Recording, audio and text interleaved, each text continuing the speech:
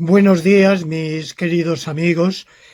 Mm, Querría empezar este intercambio que tenemos hoy con mi saludo y mis mejores deseos a aquellos de ustedes que se vayan a examinar próximamente de Historia de la Filosofía. Y si me lo permiten, querría hacerlo exhortándolos a una visión de la historia de la filosofía que es distinta de la que transmiten algunos manuales y de la que parece que está inspirando los planes de estudio. En esos planes de estudio, en los cuales la historia de la filosofía se recoge por unos pocos, o no tan pocos, pero vamos, muy seleccionados filósofos de diversas épocas, desconectados entre sí, sin continuidad. La historia de la filosofía parece la historia de genios, de individuos aislados que han tenido una inspiración en virtud de la cual han planteado unas cuestiones o han escrito unos ensayos o quizá han elaborado unos sistemas. Bueno, a mi modo de ver, la historia de la filosofía no es eso en absoluto. La historia de la filosofía es la historia de la reflexión humana acerca de qué es la realidad, qué es la existencia, qué es el mundo, si hay un solo mundo, si hay muchos, cómo conocemos el mundo, cómo podemos tener certeza o al menos verosimilitud en nuestro conocimiento, cómo discernimos unas afirmaciones de otras para estar aproximadamente seguros de lo que decimos, de lo que creemos que es la realidad. ¿Cuál es el sentido de la vida humana? ¿Qué pinta el ser humano en medio de esa realidad? Bueno, la especie humana nuestra, el Homo sapiens, también llamado Homo sapiens sapiens, es una especie evidentemente muy próxima, pero diferente de otras como el neandertal y las que nos han precedido. Y según los paleoantropólogos, existe desde hace como mínimo 200.000 años. Digo como mínimo porque es el momento en que hay restos arqueológicos que acreditables de la especie humana. Seguramente existe desde hace más tiempo. Pero si en vez de años calculamos en generaciones, esto significa unas 8.000 generaciones. Probablemente más, probablemente 10.000, 12.000.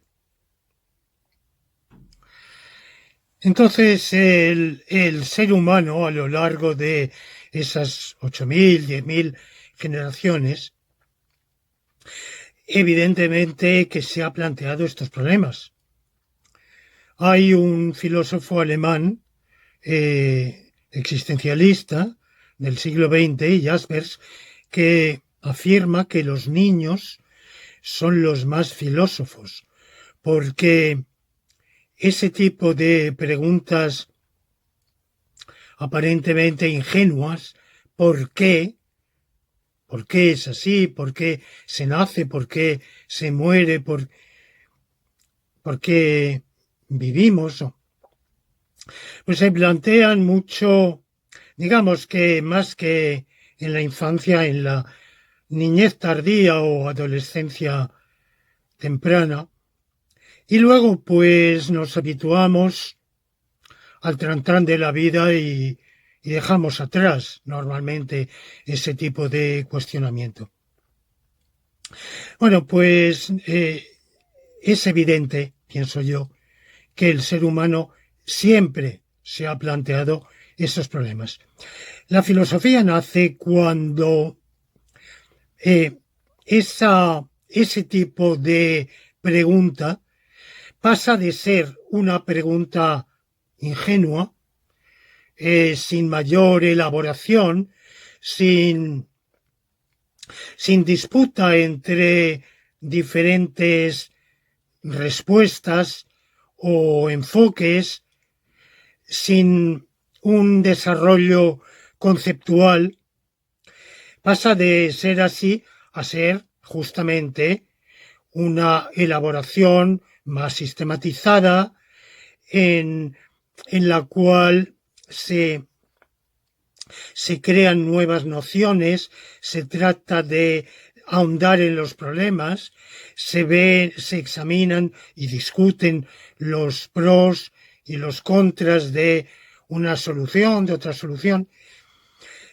Y eso, que sepamos, se ha producido paralelamente en 3 civilizaciones, que han sido la griega, la china y la india o hindú, cada una con sus características.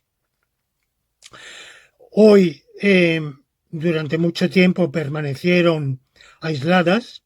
Hoy hay mayor conocimiento mutuo, pero al mismo tiempo ha prevalecido la tradición griega, hasta el punto de que los propios estudiosos chinos e indios de sus propias tradiciones están muy influidos por los conceptos, los problemas de la tradición griega. Bueno, pues esa tradición griega se remonta, digamos, como muchísimo, a 100 generaciones. Es decir, que de las 8, 9 o 10.000 generaciones de nuestra especie, solo en las últimas 100 o 80 hay verdaderamente una tradición filosófica en este sentido. Y es una tradición que es un continuo de problemas y de conceptos.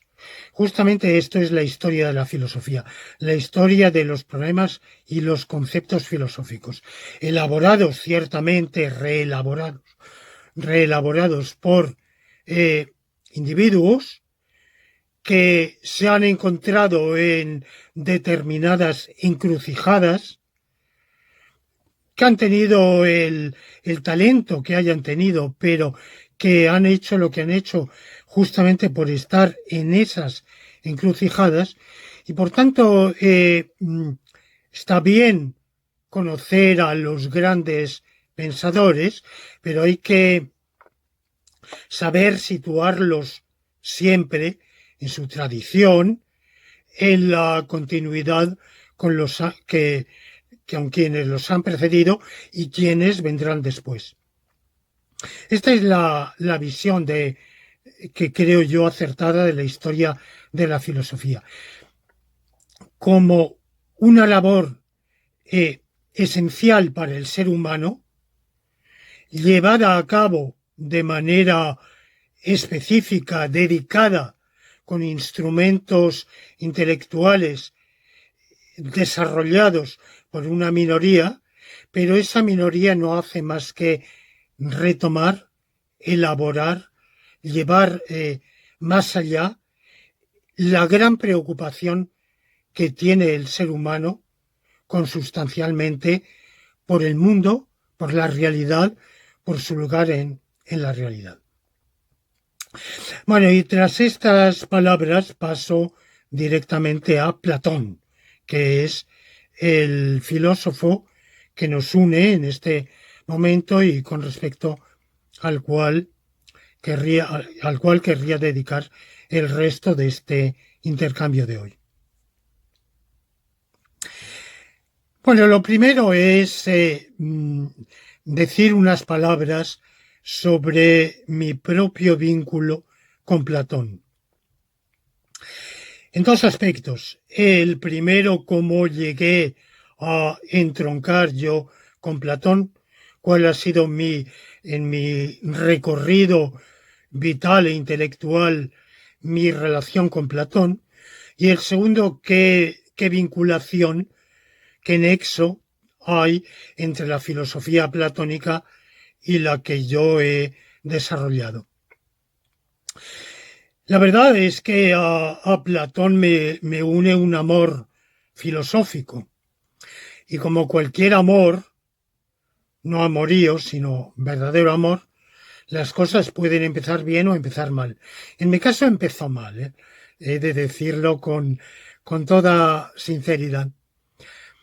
El bachillerato que yo estudié en los años 50 del siglo pasado tenía una sola asignatura de filosofía que era muy mala, muy mal organizada, con un libro de texto pésimo, y además yo la hice por libre, porque entonces se podía hacer eso y yo quise adelantar y quise obtener el bachillerato a los 15 años, y lo obtuve saltando un año, cursando el último año por libre, de manera que yo lo estudié de manera puramente autodidáctica. Tampoco creo que si hubiera seguido las lecciones de el profesor de filosofía de mi instituto, me hubiera ido mejor. Bueno, el hecho es que en mí en aquel momento la filosofía no produjo mayor interés. Yo pensaba dedicarme al estudio de las lenguas clásicas, del griego, del latín, de la cultura greco-latina, y la filosofía no me impresionó. Pero después, entonces, entre el bachillerato y la universidad, había un curso intermedio que se llamaba preuniversitario, abreviadamente el PREU, que después, más adelante, se llamará el COU. Y en ese PREU teníamos asignaturas monográficas y en griego tuvimos el Fedón de Platón. Entonces, bueno, pues qué mejor ocasión para familiarizarme con Platón y con la filosofía. Pero el Fedón es uno de los muchos diálogos de Platón que versa sobre la inmortalidad del alma y, como todas las obras de Platón, es encantadora en su elaboración literaria, está muy bien ambientada y nos cuenta el relato de un Sócrates que ha bebido el veneno, la cicuta, y va a morir porque la cicuta va produciendo la parálisis paulatina del cuerpo hasta llegar a la muerte. Y en esas últimas horas tiene un diálogo filosófico muy ameno con varios interlocutores, principalmente Simias y Cebes. Y Sócrates argumenta que el alma es inmortal porque es simple, no está compuesta, lo que tiene una composición es la materia, y lo que se destruye o se corrompe es compuesto. Se corrompe porque unas partes se separan de otras, pero lo simple no puede descomponerse ni por consiguiente perecer. Bueno, entonces hay unas objeciones de Simias y Cebes.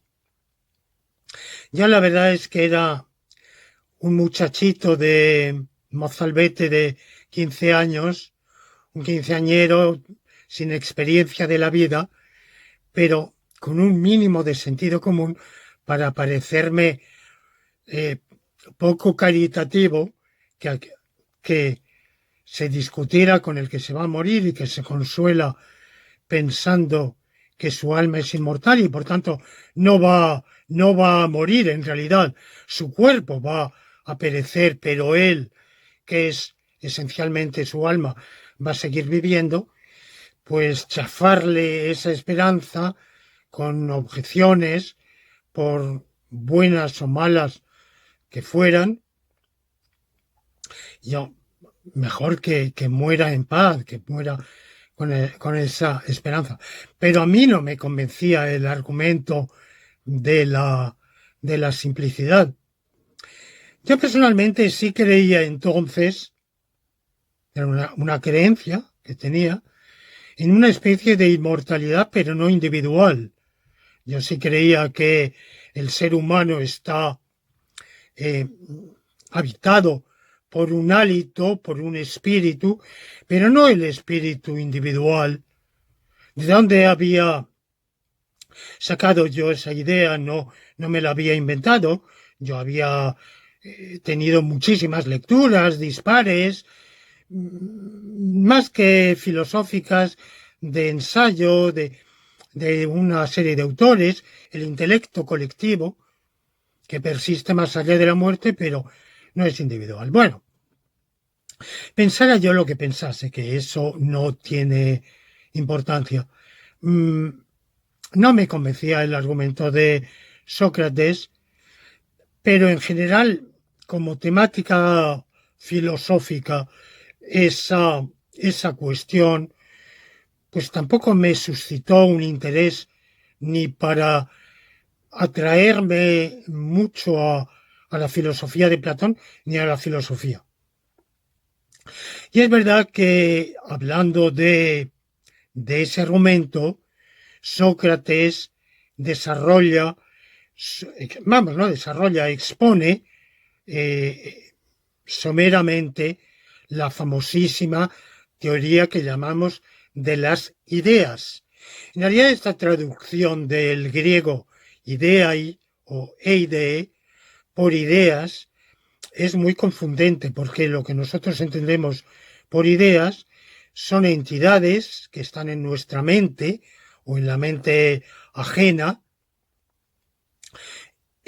pero para Platón lo que él llama idei son entidades objetivas, modelos, maquetas de las cosas de este mundo, que cada una de las cuales tiene una sola propiedad, que es la propiedad subsistente.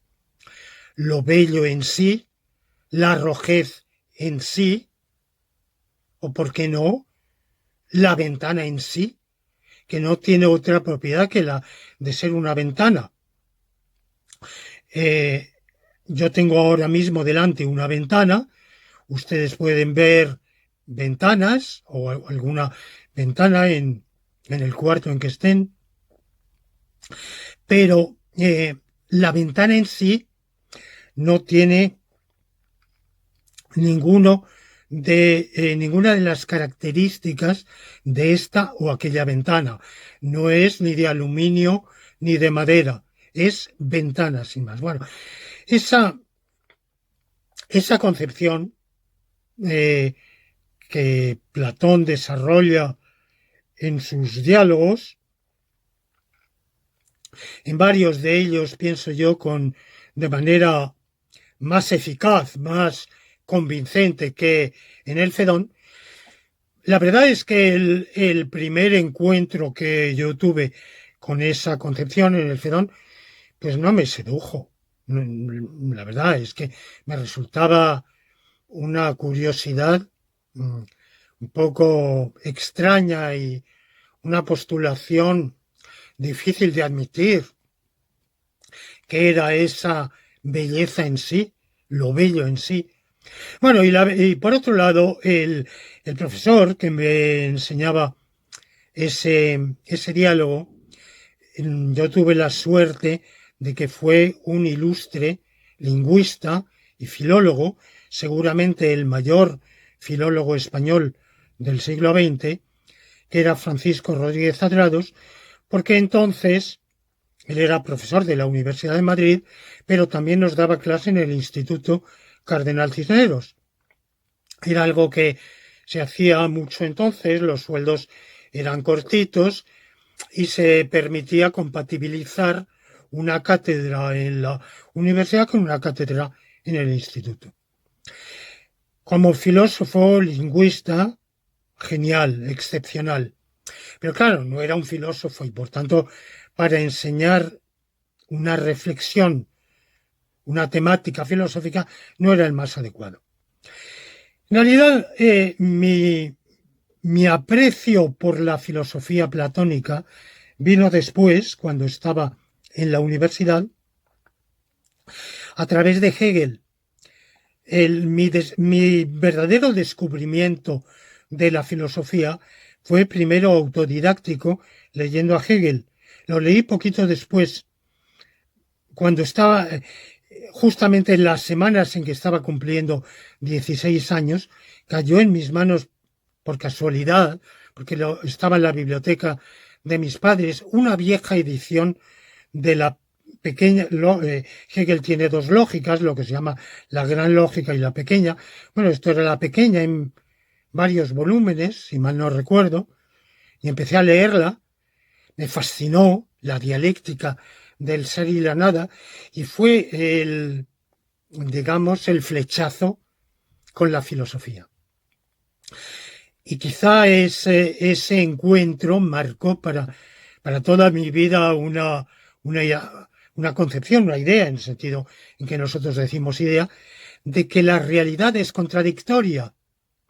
El ser y la nada participan el uno del otro, y por esa vía, algún año después, retomé la lectura de Platón, y concretamente de dos diálogos tardíos, que son los que más me han marcado, que son el Parménides y el Sofista. Diálogos dificilísimos, arduos, complejos, de una argumentación densa, intrincada. No todos esos argumentos son argumentos lógicamente válidos. Hay algunos en los cuales podríamos perfectamente decir, bueno, ahí hay una confusión, hay un paralogismo, pero dejando los detalles, la argumentación en su conjunto por lo menos para mí, resultó cautivante, fascinante, y a partir de ahí yo me fui interesando por Platón.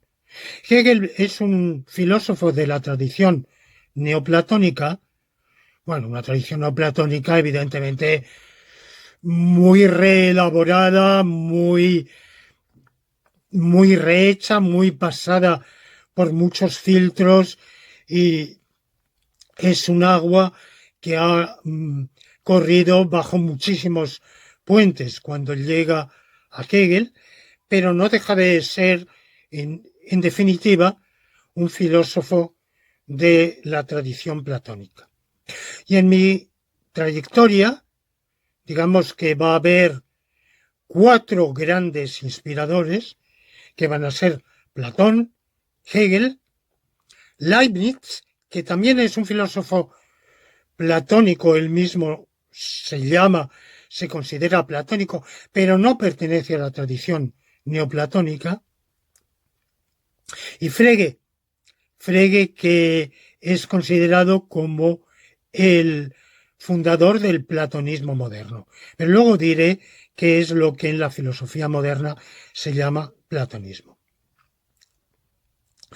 Bueno, esto indica cuál ha sido mi trayectoria.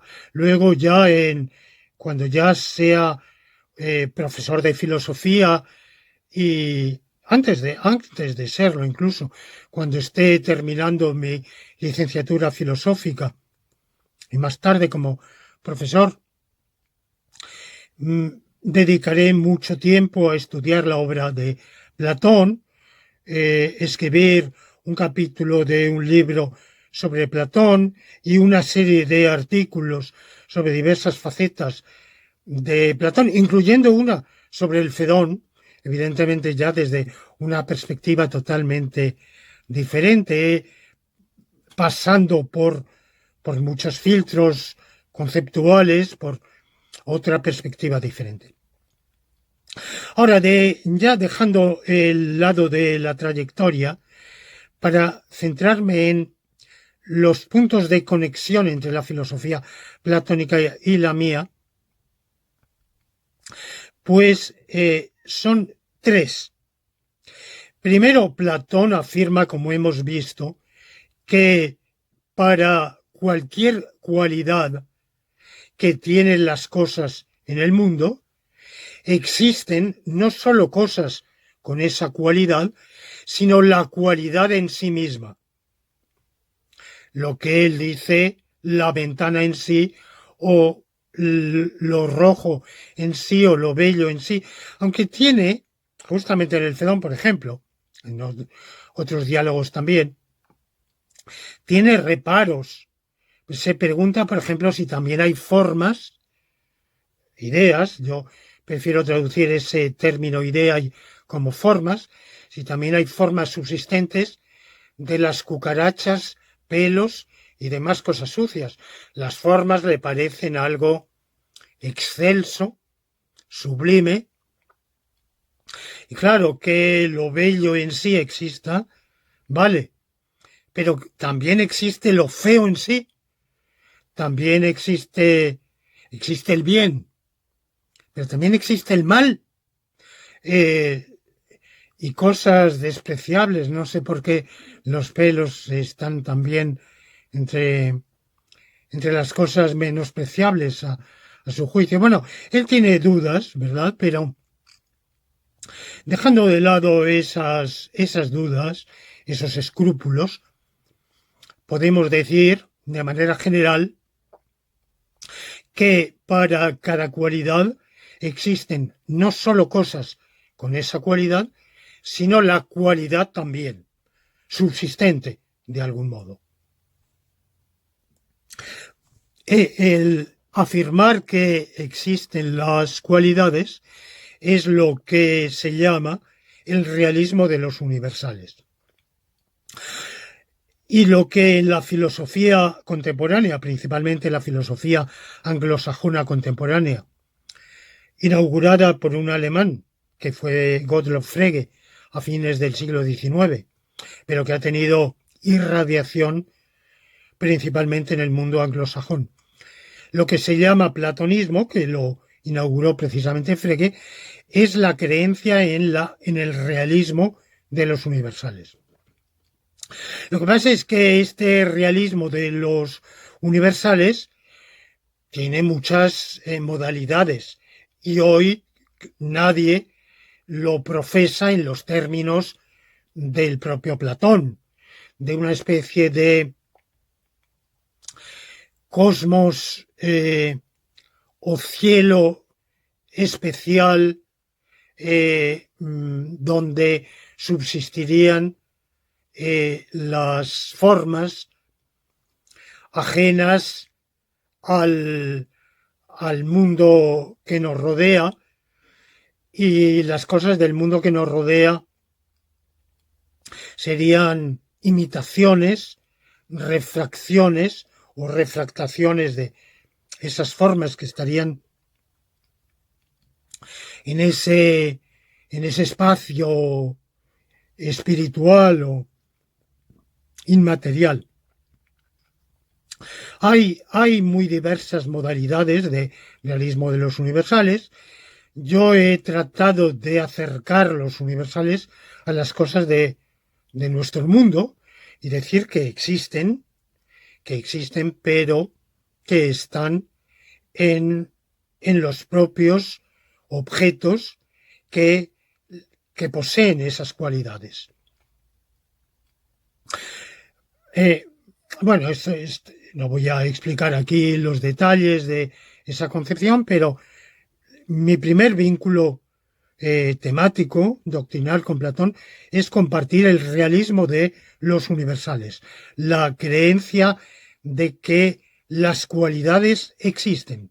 No solo hay objetos rojos, sino que tienen algo en común. Ese algo en común no es solo que se parezcan, es que tienen algo en común, que hay algo común en un objeto rojo y en el otro, y ese algo es la rojez. Y lo mismo cualesquiera otras cualidades. Segundo vínculo doctrinal con Platón es la concepción de que el mundo tiene contradicciones. En Platón, esta afirmación de la contradictorialidad del mundo se da en dos periodos. En el primer periodo, para él, el mundo que nos rodea es contradictorio porque las cosas no son puras. Por ejemplo, vemos objetos verdes. Ahora mismo estoy viendo enfrente de mí árboles verdes. Bueno, pero unos tienen un verdor y otros otro verdor. Unos son más verdes y otros menos verdes. Es que unos participan más del verdor y otros participan menos del verdor. El verdor está mezclado con el no verdor. Al mismo tiempo vemos que todo eso existe, pero sabemos que justamente en comparación con las formas que tienen una existencia plena, todo lo que nos rodea tiene un grado menor de existencia. Y posiblemente dentro de lo que nos rodea, unas cosas existen más y otras existen menos. Por ello, porque este mundo es impuro, se mezcla una cualidad con la opuesta, se mezcla la existencia con la inexistencia, hay contradicciones en este mundo de las cosas que nos rodean. Pero en la primera etapa de Platón, el mundo de las formas no es contradictorio. Justamente cuando llegamos a esa etapa última del Platón tardío, más autocrítico, por ejemplo en estos dos geniales diálogos que he mencionado, Parménides y Sofista, ahí Platón cuestiona ese supuesto de que en las formas no haya contradicciones. Y piensa que también las hay. También en ese mundo de las formas hay mezcla. El uno está mezclado con lo múltiple, el ser está mezclado con el no ser, el ser así está mezclado con el ser distinto, y eso relativiza la diferencia entre el mundo de las formas y este mundo en que vivimos, lo cual le plantea a Platón un problema evidentemente de si en ambas esferas o en ambos niveles del ser, de la realidad, se dan contradicciones y se dan mezclas. Bueno, pues entonces, ¿en qué estriba la diferencia entre el uno y el otro? Bueno, ese problema, como tantísimos otros problemas de interpretación de la filosofía platónica, lo dejo para los estudiosos de Platón, queda abierto. La verdad es que Platón nos abre muchísimas incógnitas, pero él no nos da respuesta porque nunca escribió un tratado de filosofía. Y mi tercera coincidencia doctrinal con Platón, ya la he apuntado de paso, pero la voy a hacer ahora más explícita, que es la graduación. En Platón, como hemos visto, por lo menos en su primer periodo, que es también sin duda el más largo de su trayectoria, las cosas de este mundo son contradictorias por estar mezcladas, por tener mezcla, por ser impuras, porque el verdor se mezcla con el no verdor, la grandeza se mezcla con la pequeñez. Justamente en el Fedón, volviendo al Fedón, se plantea una teoría de los comparativos, de por qué, en qué consiste que uno sea más alto que otro, más grande, en griego se dice grande, y bueno, pues en realidad esto es porque en ambos hay grandeza, simias y cebes, porque el uno es más grande que el otro. Bueno, en ambos hay grandeza y pequeñez, pero en el uno hay más grandeza y menos pequeñez y en el otro al revés. Y esta combinación de cualidades opuestas, que se da por grados, esto hace que la realidad del mundo que nos rodea pues sea una realidad gradual.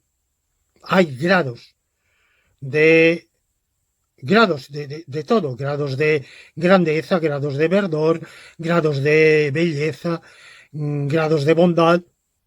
En este mundo las cosas no son blanco o negro, todo o nada, sino justamente, finalmente, intermedias, metaxu, como se dice en griego. Ya hay un problema cuando en el último Platón esta concepción contradictorial se traslada al propio mundo de las formas, si también en él hay graduación. Bueno, yo no he estudiado a fondo el asunto, pero en mis lecturas no he encontrado que él desarrolle una teoría de grados de realidad o de existencia sistemática, porque Platón nunca es sistemático. Platón nos plantea muchísimos problemas, nos provoca muchísimas inquietudes, nos incita a interrogantes, nos proporciona instrumentos conceptuales para abordar esos interrogantes, pero no va más allá, no propone nunca una sistematización. Bueno, estas son mis tres coincidencias con Platón. Yo creo que a través de estas coincidencias he hablado más que suficiente de mi visión de Platón, del gran Platón, que sigue siendo, que fue y sigue siendo el mayor filósofo de todos los tiempos, aunque no haya hecho un tratado, aunque no haya expuesto una filosofía sistemática. Hay quien piensa que hay una escuela, por ejemplo en Italia, de estudiosos, de eruditos, que piensan que hay, pero vamos, en otros países también, que hay un Platón exotérico, que es el que, o sea, digamos, para el vulgo, para nosotros, que es el que se expresa en los diálogos, y hay otro Platón esotérico, con ese, que es el Platón, la doctrina secreta o reservada para los iniciados, que es la que exponía verbalmente a sus discípulos, y de la cual habría atisbos, por ejemplo, en sus cartas. Se conservan algunas cartas o se le atribuyen algunas cartas, la carta séptima y ciertos párrafos de esa carta séptima darían una clave que ahí estaría encerrada la verdadera filosofía platónica. Bueno, yo con todos los respetos comprendo que entre los estudiosos tiene que haber quienes se dediquen a todo y a afilar cualquier punta, sacar punta donde puedan, pero para mí es una pura especulación. En realidad no sabemos absolutamente nada de que existiera tal doctrina reservada, ni menos que se pueda extrapolar de unas frases sueltas de una carta que ni siquiera es del todo seguro que sea verdaderamente escrita por Platón. Y sea lo que fuera lo que pensara Platón, lo importante no es lo que él pensara, sino lo que nos ha transmitido. Y lo que nos ha transmitido son sus diálogos. Él no quiso escribir, podía escribir un tratado. De hecho, algunos de los predecesores habían escrito tratados de los cuales no nos quedan más que pequeños fragmentos. Anaxágoras, Empédocles, Demócrito, de otros geniales como Parménides o Heráclito, nos queda todavía menos aforismos o el poema de Parménides, pero Platón siguió otra vía, que fue la vía del diálogo. Platón es además el único filósofo en la historia que es un grandísimo escritor. No solamente tiene el genio del filósofo, sino el genio del literato. Y, por supuesto, el talento extraordinario de hacer la filosofía en forma de diálogo ameno, escenificado. No hay más que leer, por ejemplo, el comienzo de la República, toda la escenificación que hace de cómo se reúnen, en qué circunstancias, a propósito de una procesión de la diosa, de una fiesta, en qué momento cuenta detalles de la... Antes de enfrascarse en el tema filosófico que se va a debatir. Y después de Platón, varios filósofos, entre ellos mi amado Leibniz, han escrito también parte de su obra en forma de diálogo. Leibniz tiene diálogos famosos como el Pacidius Philaleti o los nuevos ensayos sobre el entendimiento humano. Pero, ¿qué quiere usted? Filosóficamente, muy bien, de contenido filosófico estupendo, pero como diálogo, como obra literaria, no tiene ese gancho, ese donaire, ese salero literario que tiene la obra del diálogo, el diálogo platónico, ¿no? Bueno, ya no sé si hay un Platón secreto, no lo conozco, no creo en él, ni descreo. Me atengo al Platón que nos ha venido por los diálogos y me conformo con eso, que es muchísimo, valiosísimo, que ha dado para muchísimos desarrollos y que seguirá dando para muchísimos desarrollos posteriores. Voy a centrarme ahora en un problema que viene a cuento de la manera en que ha abordado el profesor Guzmán esta temática de Platón, que es el mito de la caverna. También al hablar de los grados de la realidad y de cómo las cosas de este mundo tienen un grado de realidad inferior a las formas, bueno, lo he hecho sin pasar por esa mediación que hace Platón en algún diálogo del mito de la caverna. Es un mito muy sugerente, ustedes lo conocen, es el relato de, imaginémonos que unos hombres que pasan su vida encadenados en una caverna, una cueva, y ante los cuales se van proyectando desde la luz que entra por detrás, pero ellos están de espaldas a la luz, sombras. Y lo que ven, la única realidad que conocen son esas sombras. Y una vez uno de ellos es liberado de las cadenas, sacado fuera y se le muestra, conoce, ve y toca y huele y saborea las cosas del mundo exterior. Y se dan cuenta de que tienen más realidad que las sombras. las sombras son reflejos pálidos, empobrecidos de la realidad real que está fuera. Pero cuando vuelve a la caverna y quiere convencer de ello a sus compañeros de infortunio, no lo logra porque para ellos la verdadera realidad es ese mundo de sombras que tiene delante. Bueno, este mito de la caverna, claro, resulta, bueno, bonito, pero poco convincente, porque claro, hay una dificultad.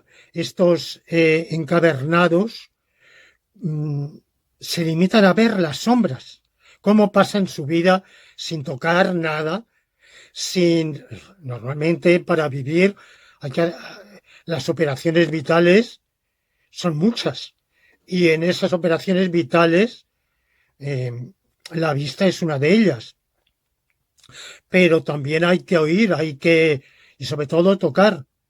Se puede ser ciego, se puede vivir en el mundo siendo ciego y no viendo, pero hay que tener algún contacto con la realidad por otros sentidos. Entonces, claro, resulta un poco el relato artificial en medida en que, bueno, ese contacto con las sombras, pues no podemos imaginarlo como una vida, ni siquiera una vida con entidades que sean reflejos pálidos de una realidad verdadera. Habría otra metáfora, que es la del sueño, muy común en el siglo XVII, en la literatura y en la filosofía. En la filosofía, empezando por Descartes, cuando en su discurso del método y en sus meditaciones metafísicas se plantea con qué criterio puedo yo decir que lo que percibo ahora mismo con mis sentidos no es un sueño, porque también cuando yo estaba soñando percibía o me parecía percibir con los mismos sentidos: ver, oír, oler, gustar y tocar. Sin embargo, cuando despierto, veo una realidad que me parece más real.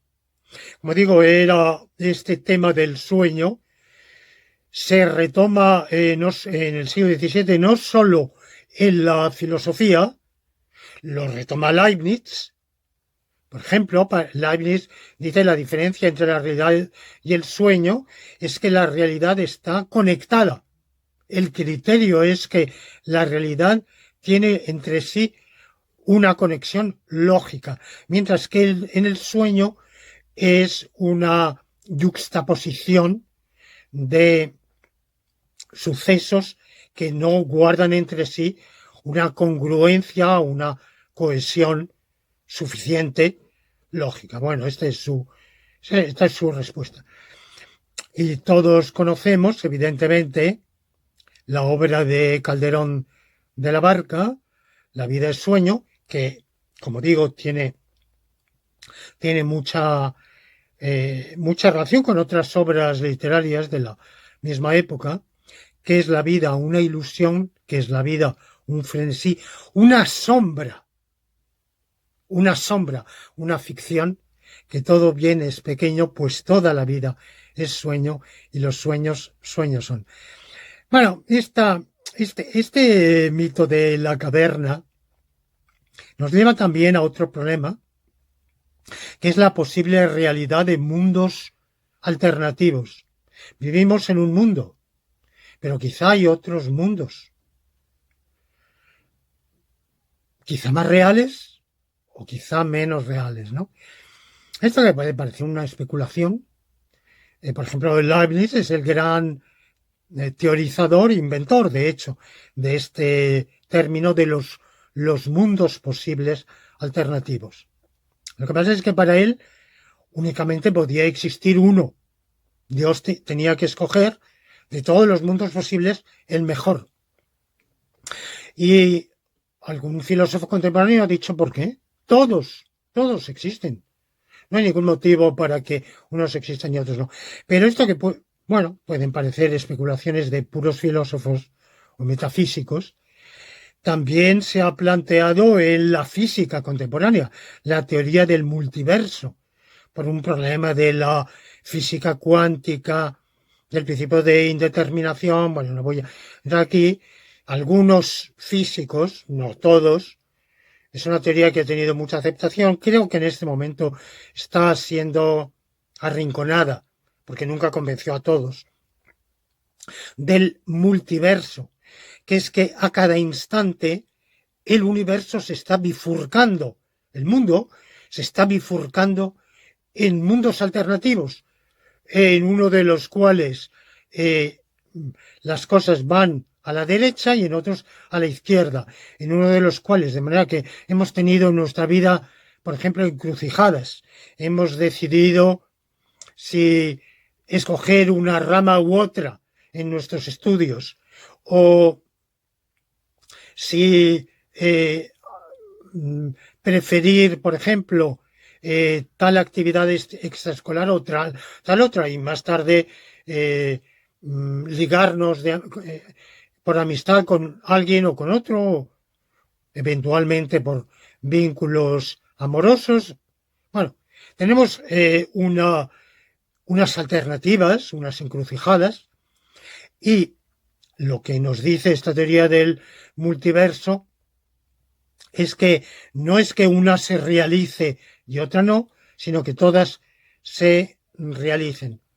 Bueno, esta teoría no es lo mismo que la teoría del mito de la caverna, pero no dejan de ser concepciones que guardan entre sí algún tipo de paralelismo. O sea, que lo que podría parecer en Platón una simple ocurrencia, un simple truco literario, puede también tener y tiene una serie de proyecciones en la elaboración filosófica e incluso física de nuestros días. Porque a los físicos también podríamos plantearles esa cuestión. Bueno, y esas, suponiendo esa teoría del multiverso, que como digo está hoy en retroceso, suponiendo eso, esos diversos multiversos o universos alternativos, paralelos, tienen igual realidad el uno que el otro. O a lo mejor el uno tiene más realidad que el otro. Y digamos que el uno es, con respecto al otro, como el mundo de las realidades platónicas, visibles y tocables, tangibles, es con respecto al mundo de las sombras. O el mundo de las cosas tangibles es, mejor dicho, el mundo de las formas subsistentes es con respecto al de las cosas tangibles. Para él hay estos tres escalones. Bueno, como digo, es Platón únicamente pretende con este mito presentarlo como eso, como un mito, un símil, como cualquier símil quiere ser sugerente, incitativo, nunca, como todos los mitos que hay, que están desparramados en la obra, en los diálogos de Platón, son simplemente mitos que incitan a la reflexión. Ninguno de ellos, Platón no creía, vamos, esto nos lo da clarísimamente a entender, él no creía para nada en la verdad de la mitología griega, su concepción de la divinidad no era en absoluto la del politeísmo de la sociedad ateniense, griega, pero reutiliza, modificándolos a su manera y según su fantasía, diversos mitos, simplemente como estímulos para la reflexión filosófica, o a veces inventa otros, como este de la caverna, que evidentemente está inventado por él. Bueno, y con esto paso al último tema de este intercambio de ideas que tenemos hoy, que es mi opinión de la Atenas de Platón, de la Atenas de Sócrates, Platón y Aristóteles. Lo primero que nos llama la atención es que ni esa Atenas no gustó ni a Sócrates, que combatió, vamos, de Sócrates en realidad sabemos muy poco, porque lo que sabemos de él es a través de Platón, pero el Sócrates de Platón es un personaje literario, con una base real, más o menos remota, pero es un personaje ficticio. Evidentemente, con hechos reales, sin duda, que cultivaba la amistad de los jóvenes, que practicaba la filosofía por modo de diálogo, que fue acusado de impiedad y condenado a muerte y ejecutado por condenado a beber la cicuta. Bueno, sin duda estos son detalles verdaderos. Lo conocemos también por Jenofonte, pero Jenofonte tampoco es un autor, digamos, perfectamente fiable, ni mucho menos. Lo conocemos por fuentes literarias, pero nada de todo ello constituye un relato verdaderamente confiable del personaje Sócrates. Pero en fin, parece ser que, entre otras cosas, combatió, estuvo movilizado, como todos los hombres atenienses libres en la guerra del Peloponeso, y combatió en ella, pero no era no le gustaba la Atenas de su época, no le gustaban las instituciones de la Atenas de su época, ni a Platón, en absoluto. La democracia ateniense, enseguida voy a aclarar qué es eso de democracia ateniense, que nos llama, que es un término totalmente confundente porque es un régimen político que no tiene absolutamente nada que ver o poquísimo que ver con lo que hoy llamamos democracia convencionalmente, pero no le gustaba porque él pensaba que el poder debían ejercerlo los sabios, los que tenían puesta la mirada en la justicia, serían los únicos que gobernaran con justicia. Mientras que la muchedumbre era ignorante, y como era ignorante, no conocía, no tenía la mirada puesta en la justicia, se dejaba llevar por los demagogos. Y entonces, al dejarse llevar por los demagogos, votaba decisiones que no redundaban en absoluto en el bien de la polis, en una gobernación o en un gobierno ajustado al ideal de la justicia, o si queremos decirlo, del bien común. Y Aristóteles tampoco. Aristóteles, discípulo de Platón, pero discípulo respondón, porque elaboró un sistema de filosofía totalmente, no solo apartado y diferente del de Platón, sino en todo lo esencial justamente lo contrario. Aristóteles tampoco era en absoluto admirador del sistema político ateniense, y de hecho, como él había sido profesor, tutor de Alejandro de Macedonia, cuando el reino de Macedonia conquista Grecia, Filipo se adueña de Atenas y le impone el yugo macedónico. Él vivió en Atenas por la protección de del rey de Macedonia, pero después de la muerte de Alejandro, Aristóteles es condenado en Atenas, tiene que refugiarse, tiene que exiliarse, de manera que tampoco su teoría política es un poco más equilibrada. Él es partidario de un régimen mixto, pero ninguno de los tres grandes filósofos de ese momento es un admirador de aquella Atenas. Y sin embargo, ¿por qué fue Atenas la cuna de la gran filosofía? No de los primeros filósofos.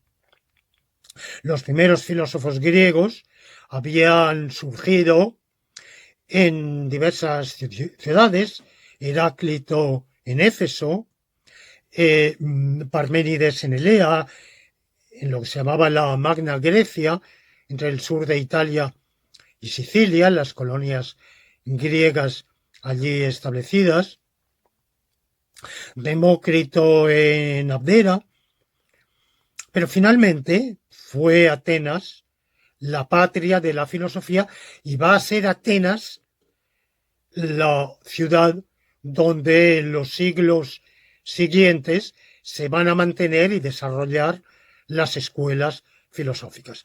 De hecho, cuando Grecia sea incorporada al Imperio Romano, los aristócratas romanos que quieran estudiar filosofía acudirán a Atenas. Posteriormente, algunos irán a Alejandría, que es el principal foco de la cultura helenística, que estuvo, bueno, momentáneamente, digamos, un poco en rivalidad con Atenas en algún momento. Pero, en fin, de manera principal fue Atenas el foco del desarrollo filosófico. ¿Y por qué? Bueno, pues lo primero que podríamos decir fue gracias a su régimen democrático. El régimen democrático ateniense, como digo, no es como lo que hoy entendemos por democracia.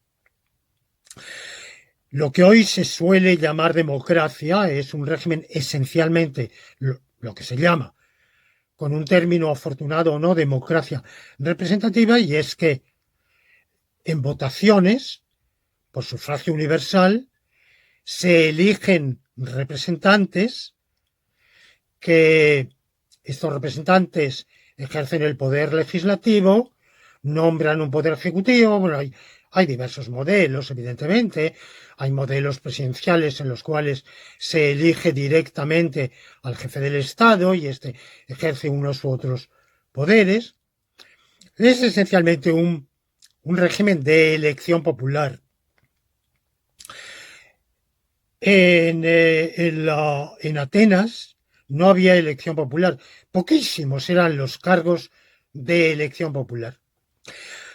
Los cargos que pudiéramos llamar ejecutivos eran por sorteo.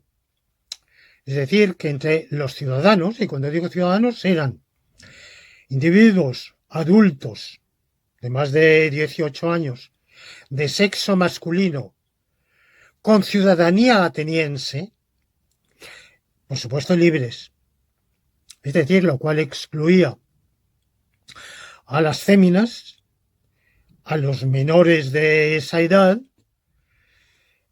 a los metecos, o sea, los extranjeros, forasteros, que podían ser griegos y estar perfectísimamente integrados y ser indiscernibles en su hablar, en todo, de los atenienses, y llevar varias generaciones afincados en Atenas, pero no obtenían la ciudadanía ateniense. Y podían desempeñar cargos importantísimos, oficios importantísimos, pero no eran ciudadanos. De manera que la ciudadanía estaba bastante restringida. Hay diversos cálculos sobre qué porcentaje de la población del Ática tenía ciudadanía. Por otra parte, bueno, estos ciudadanos se reunían en asamblea, no votaban en sus lugares de residencia, no había mesas electorales como las concebimos, nada de... Se reunían en asamblea y hay que entender, claro, que solo acudían a la asamblea una minoría de los que tenían derecho a acudir. ¿Qué minoría? ¿El 5%? ¿El 10%? No lo sabemos con exactitud, pero sin duda poco, porque a muchísimos no podían dejar, los más pobres, no podían, a menos que por alguna circunstancia o casualidad tuvieran esa oportunidad, pero normalmente no tenían posibilidad, menos aún los que no vivían en la propia ciudad de Atenas, sino en el resto del territorio ateniense, en el Ática. Bueno, los medios de transporte, siendo los que eran, no era tampoco tan fácil perder un día o varios días en desplazarse para ir a la asamblea. De manera que era una minoría y se votaba en la asamblea. Y se votaban las decisiones allí casi todas. Y las que no, las que tenían que ser ejecutivas, las decidía unos órganos que se escogían por sorteo. Y el sorteado tenía obligación de asumir el cargo.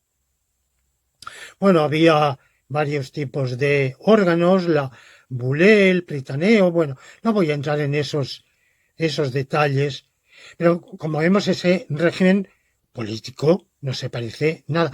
Quizá un poquitín, podríamos decir, Suiza, porque Suiza es un país de democracia directa en el cual todas las grandes decisiones se toman o pueden tomarse por plebiscito. Pero claro, el plebiscito suizo es totalmente distinto porque participa toda la población que quiere, es voluntario, desde luego, pero como no tienen que reunirse en asamblea, pues la participación es muchísimo mayor y además la ciudadanía suiza se puede adquirir por afincamiento. Si un español va a Suiza, obtiene el permiso de residencia, que es poco difícil, pero se instala y al cabo de un tiempo, según las leyes suizas, adquiere él o, por supuesto, sus descendientes la nacionalidad suiza y es un ciudadano suizo como los demás. En Atenas no, ¿verdad? De manera que ni siquiera Suiza es comparable. Por otro lado, asociamos la democracia a libertad. Y no cabe duda de que en Atenas había un margen de libertad, un margen, pero que esa libertad estaba muy limitada. Lo prueba el propio caso de Sócrates, que fue condenado a morir por sus ideas, por afirmar que tener que las divinidades, o presuntamente haber enseñado que los dioses del panteón helénico no eran verdaderos, sino que la divinidad era otra, y concretamente que Venus y Marte eran planetas como la Tierra, estaban hechos de tierra y de barro, y por tanto que no eran dioses. Bueno, pues como digo, esa libertad estaba limitada. El sistema político, el sistema judicial que conocemos mal, nos son extremadamente diferentes. Y por otro lado, esa Atenas que admiramos porque con todo frente a los regímenes oligárquicos de Esparta, de Corinto, de Tebas, Atenas, al fin y al cabo, un régimen político en el cual todos los ciudadanos libres podían participar y decidir, nos resulta evidentemente más cercano. Pero tenemos que tener en cuenta que esa Atenas democrática era también una Atenas imperialista que era dueña de un imperio de colonias.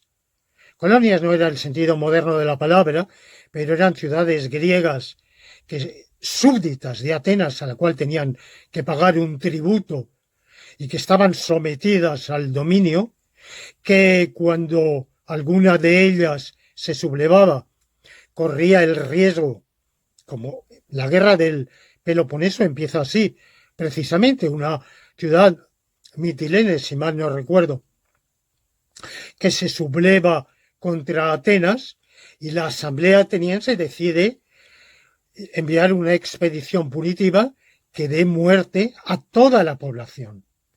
Al final habrá una contradecisión, habrá una resolución menos cruel.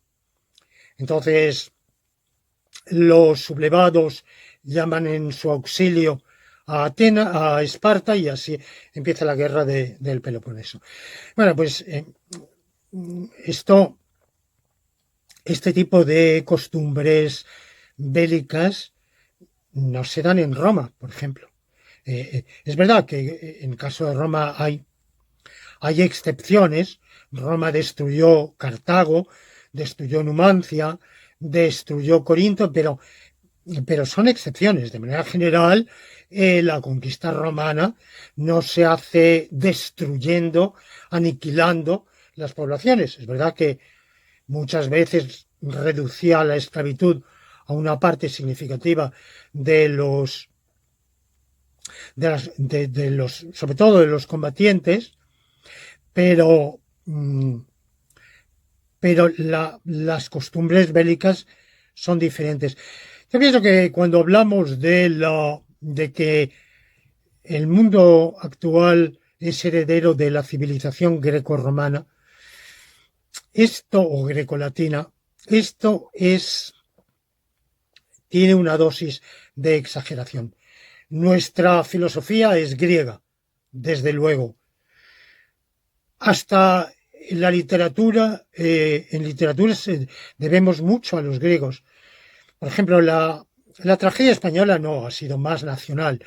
El teatro español clásico ha sido más nacional, pero el teatro clásico francés del siglo XVII ha tomado muchísimo del griego. Y no cabe duda, por ejemplo, en pintura, la mitología griega ha influido muchísimo. Bueno, no cabe duda de que en estos aspectos artísticos, literarios, la influencia griega es importante. Pero en lo jurídico, lo político, nos sentimos mucho más herederos del mundo romano que del griego. Por ejemplo, cuando hablamos de la lucha por la democracia, en Roma, la lucha por la democracia implica un aspecto de lucha social, de lucha por la redistribución de riquezas, que no se da en absoluto en Atenas. En Atenas, cuando hay la lucha entre el partido oligárquico y el partido democrático, pero jamás se plantea ningún problema de lucha por la redistribución de la riqueza, por ninguna medida de redistribución social, como sí en Roma. En Roma también los cargos, las magistraturas son electivas por un procedimiento de elección evidentemente totalmente distinto de los procedimientos de sufragio que hoy se han desarrollado. Pero el modelo inicial es Roma. Por supuesto, el derecho actual, todo el derecho actual viene del derecho romano. De manera que yo creo que somos en un 90% herederos del mundo romano y en un 10% del griego, o menos. Afortunadamente, dentro de eso que hemos heredado del mundo griego y concretamente de Atenas, está la filosofía. Pero no he contestado una pregunta y con esto termino. ¿Por qué Atenas? ¿Por qué la filosofía se desarrolla en Atenas, no en Tebas, no en Esparta, no en Corinto, no en tantas otras ciudades griegas. No lo sé. Podemos pensar que, a pesar de todo, en Atenas había un margen de libertad mayor y que evidentemente la filosofía se desarrolla gracias al margen de libertad. Podemos pensar que fue la ciudad más rica, más próspera, donde más se desarrolló. Si decimos industria, llamamos error porque, claro, lo que entonces había como manufactura era un artesanado muy distinto de lo que hoy llamamos industria, pero con todo era una ciudad de gran desarrollo de la artesanía, del artesanado, muy comercial. Quizá fue por esa prosperidad, quizá fue porque, pese a todas sus limitaciones y todo lo que tengamos que reprocharle, era un sistema político con ese margen de libertad de expresión. No lo sé. No lo sé, la verdad es que no lo sé. Creo que de todos modos nuestra visión retrospectiva de Atenas es más positiva que la que tuvieron los propios grandes filósofos atenienses, bueno, radicados en Atenas en aquel momento. Y que en la Atenas posterior van a florecer todas las grandes escuelas posteriores, el liceo aristotélico, la academia platónica, el jardín epicúreo, la escuela estoica, todos ellos van a, durante siglos, se van a mantener en Atenas y por eso Atenas ha pasado a ser incluso un nombre común para hablar de una ciudad de gran desarrollo del saber, de la cultura, se dice la Atenas. Por ejemplo, yo mi tesis doctoral filosófica la hice en Bélgica, en la ciudad de Lieja, que se preciaba de ser la Atenas del Norte. Bueno, creo que este título de ser la Atenas del norte, del sur, del este, del oeste, de lo que cada uno quiera, se lo han disputado diversas ciudades, pero se ha quedado como un término por antonomasia, es porque, pese a todas sus limitaciones, pues le agradecemos a Atenas que nos haya transmitido esta cultura filosófica. Agradezco a todos la atención y les pido perdón si es que me he extendido más de la cuenta en este intercambio de ideas y reitero mi deseo de que los que se vayan a examinar vayan con muchísimo ánimo, con la convicción de que van a probar y sacar buena nota, porque en la vida siempre hay que ir con optimismo, pensando lo mejor y les deseo muchísima suerte y mucho éxito.